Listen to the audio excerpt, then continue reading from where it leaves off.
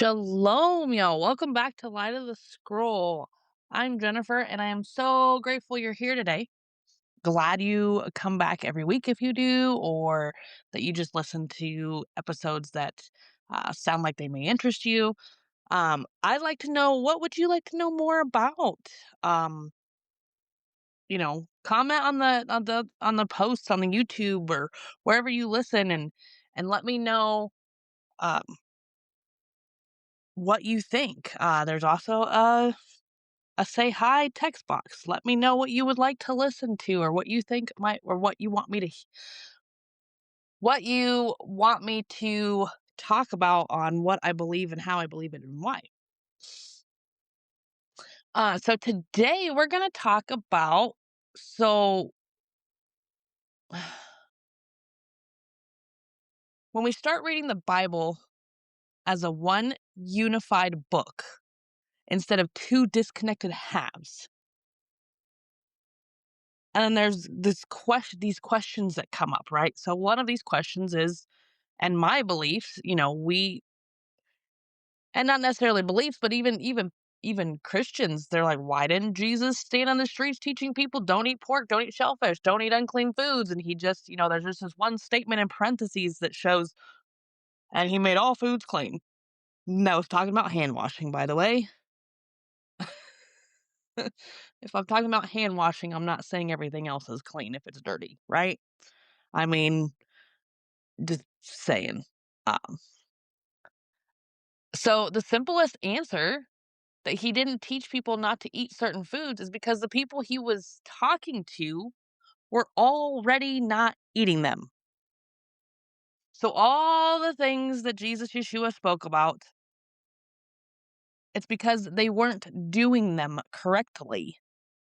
So the ones that he didn't speak about, it's because they were already doing them and they were doing them fine. So then brings us to the second question. Why did he focus so strongly on the commands he taught? And it's because those are the very commands the people were breaking, twisting, neglecting, or obeying outwardly while their hearts were far from God. So first we need to remember who Yeshua was sent to. In Matthew chapter 15, verse 24, he answered, I was sent only to the lost sheep of Israel. And then in Romans chapter 15, verse 8, for I tell you that Christ has become a servant of the Jews on behalf of God's truth, so that the promises made to the patriarchs might be confirmed. Yeshua's earthly ministry was centered among Torah-observant Jews. These were people who had grown up hearing Leviticus read out loud. They knew what clean and unclean animals were. They structured their kitchens around it. The markets were structured around it. The festivals, the homes, their daily rhythms were built around the dietary instructions God gave through Moses. Leviticus 11 says it out clearly in verses 46 to 47. These are the regulations concerning animals, birds, every living thing that moves about in the water, and every creature that moves along the ground. You must distinguish between the unclean and the clean, between living creatures that may be eaten and those that may not be eaten. This was not controversial to them. It was already life. It was already being walked out. So Yeshua did not need to walk into a synagogue teaching something that everyone already practiced and did well. Instead, you address what's broken. And what was broken was not the Torah. What was broken was the heart behind the Torah. Yeshua himself said it clearly. We will repeat this verse over and over and over again until, just like me, you guys know what it's going to say. And I'm going to say Matthew chapter 5, verse 17 through 19. Do not think that I have come to abolish the law or the prophets. I have not come to abolish them, but to fulfill them. For truly I tell you, until heaven and earth disappear, not the smallest letter, not the least stroke of a pen will by any means disappear from the law until everything is accomplished. Therefore, anyone who sets aside one of the least of these commands and teaches others accordingly will be called least in the kingdom of heaven. But whoever practices and teaches these commands will be called great in the kingdom of heaven. He couldn't have been more clear. The law was not the enemy. The misuse of the law was. And so when it says that, depending on the version you have, the NIV says until everything is accomplished. Well, he didn't accomplish everything when he died on that stake, because he still has to fulfill the other prophecies of the fall feasts. See, everything that happened when he died on the stake was the spring feasts. Nothing happened to fulfill prophecies from the fall feasts yet. So not everything has been accomplished. So what did Yeshua focus on? He focused on the commandments that were being twisted, minimized, performed, and empty religious theater. For example, the Sabbath.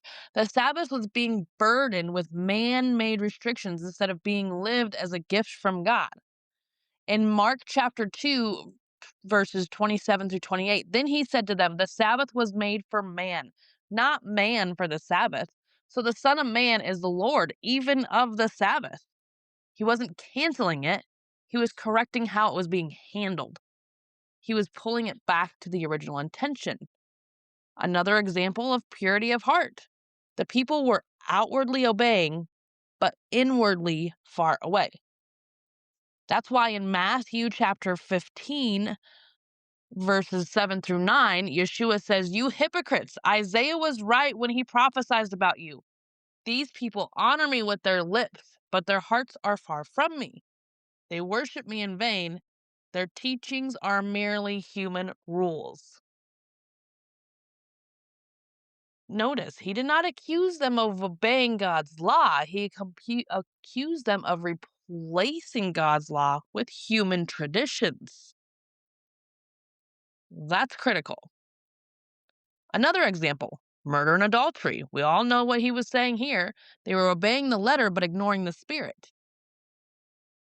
In Matthew 5, verses 21 through 22, you have heard that it was said to the people long ago, you shall not murder, and anyone who murders will be subject to judgment.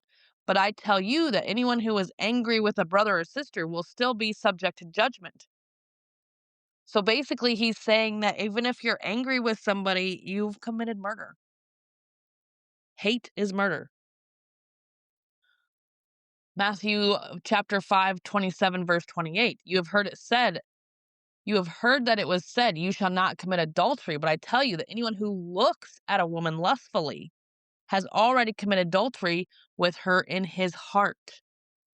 So again, not abolishing, deepening, restoring, completing, giving you the understanding, seeing it lived out in person. Now this brings us back to the food laws, because this is where modern Christianity often disconnects from the world Yeshua lived in. If Yeshua had taught that eating unclean animals was now fine, it would have been explosive. It would have required constant teaching. It would have been recorded everywhere.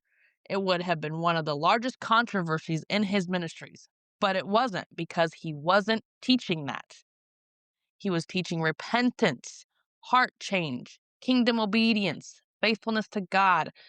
The good news that even the Gentiles can come back. That's what that was for, which is why in Acts 10, Peter's vision is not about food, and it clearly states it. And we're going to go to Acts 10, chapter 4, verse 14. Surely not, Lord, Peter said. I have never eaten anything impure or unclean. This is after walking with Yeshua for years. If Jesus had taught Peter that unclean food was now acceptable, why would Peter have acted that way? But he did, because the dietary instructions were still ongoing. So what changed?